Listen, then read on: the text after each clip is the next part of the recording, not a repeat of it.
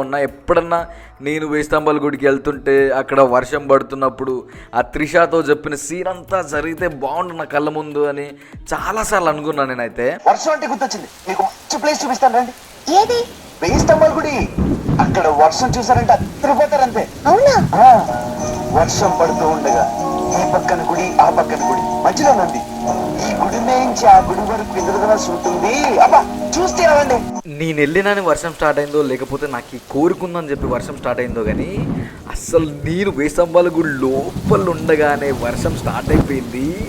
ఒక్క 5 minutes అయితే అసలు విపరీతమైన వర్షం.